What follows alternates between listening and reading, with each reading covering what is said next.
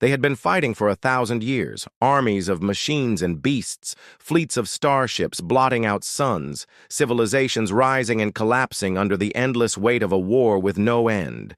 To the galaxy, it was simply called the Forever War. No treaty had held, no truce had lasted, no weapon had been decisive enough to bring peace. But then, humans arrived.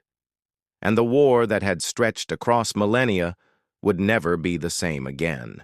Before we dive into this story of survival, struggle, and the moment when humanity changed the fate of a galaxy, make sure to hit like and subscribe if you love these HFY stories. And I want to know, which city are you watching this from? Drop your city name down in the comments. I read them all. Now, let's step into a galaxy that had forgotten peace and watch what happened when humanity finally took its place in the fight. The galaxy had long since grown weary of war. Civilizations forgot what peace felt like. Children were born on ships that would never dock, raised under banners of blood and fire, taught that the enemy was eternal and victory was impossible. Two empires stood at the heart of it all, the Volari Dominion and the Kroth Hegemony. The Volari were sleek, crystalline beings who shaped light and energy as easily as humans might bend metal. Their fleets shimmered like blades of glass, cutting through the dark with burning brilliance. The Kroth were the opposite, a species of scaled warlords, massive reptilian predators who thrived on attrition, whose ships were ugly and brutal, packed with weapons meant for grinding, never-ending sieges. They had fought for over 1,000 years. Stars were shattered, colonies burned, empires rose and fell around them, caught in the crossfire of an eternal hatred. Smaller species tried to intervene, mediators, mercenaries, peacekeepers, all failed. Every attempt at resolution ended in betrayal, escalation, or another massacre. And then, after a millennium of slaughter, a fragile coalition of neutral species decided to gamble on something new, inviting humanity into the galactic stage. Humans were small players then. Their ships were primitive compared to the great powers, their colonies few and scattered.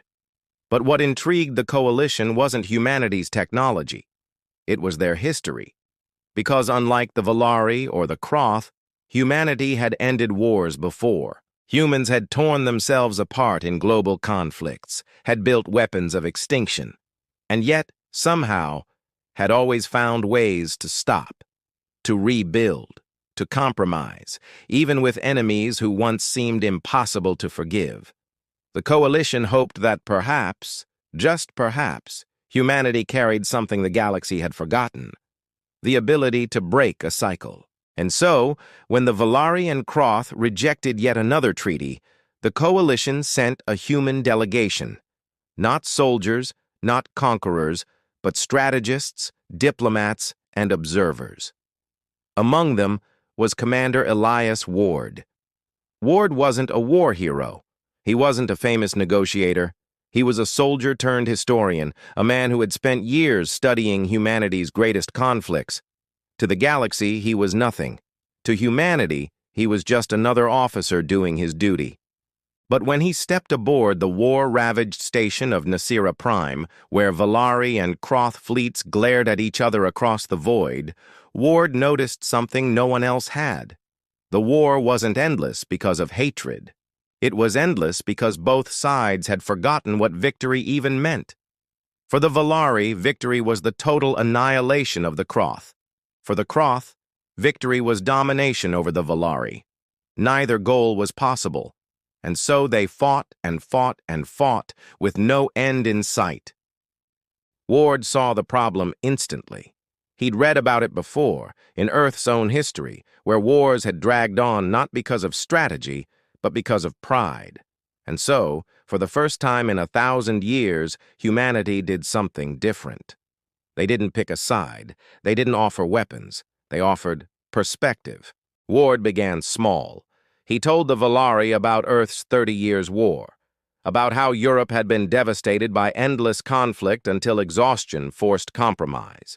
He told the Kroth about the Cold War, a struggle that could have lasted forever, until humanity realized survival was more valuable than conquest. The aliens listened with disdain at first. What were human wars compared to theirs?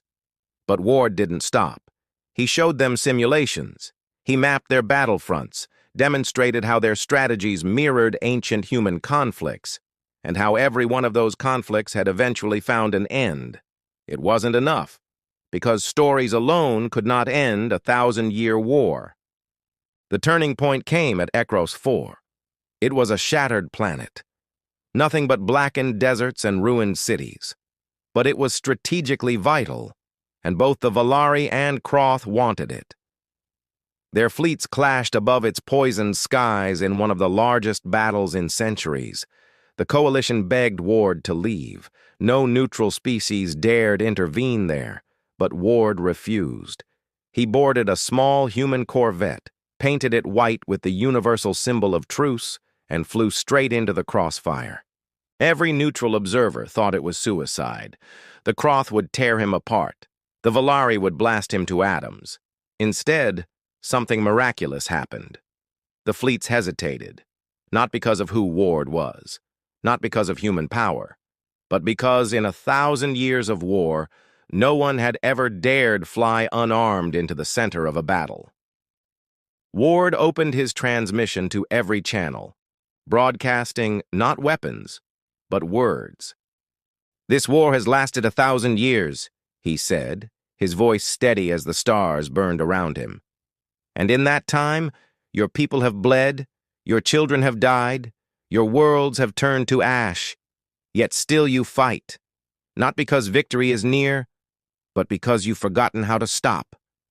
Humanity has seen wars like this. We know what it costs. We know it ends only when someone chooses to end it.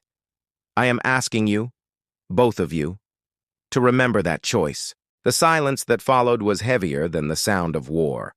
For the first time in a millennium, the Valari and Kroth fleets pulled back, not for long, not for peace, but for something different. They wanted to hear more. Over the next months, Ward became an unlikely figurehead. Humanity's history became a weapon of its own, not of destruction, but of understanding. Ward and his team showed the Valari and Kroth that their endless struggle had no end because their goals were impossible. "Peace," Ward told them, "isn't weakness. It's strategy. You've been bleeding each other dry for 1,000 years. Imagine what you could build if you stopped." It wasn't easy. Every day, extremists tried to assassinate him. Kroth warlords accused him of manipulation. Valari nobles whispered that humans were too fragile to understand.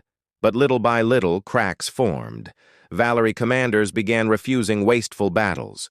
Kroth generals started questioning the point of endless sieges. And then one night, Ward received a message he never expected.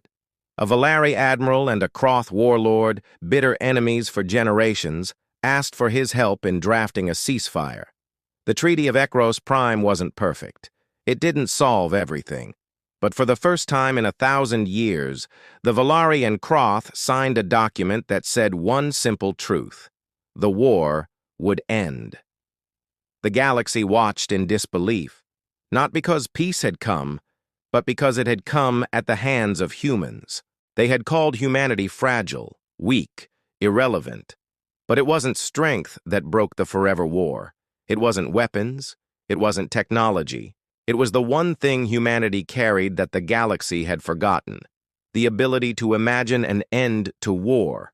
And that was stronger than any fleet. And that was the story of the war they couldn't end until humans joined. 1,000 years of bloodshed, broken not by weapons, but by something as simple and as powerful as perspective. If you enjoyed this journey, don't forget to like, subscribe, and share this story with someone who loves sci-fi. Because in the end, these stories aren't just about humanity among the stars, they're about all of us, here and now.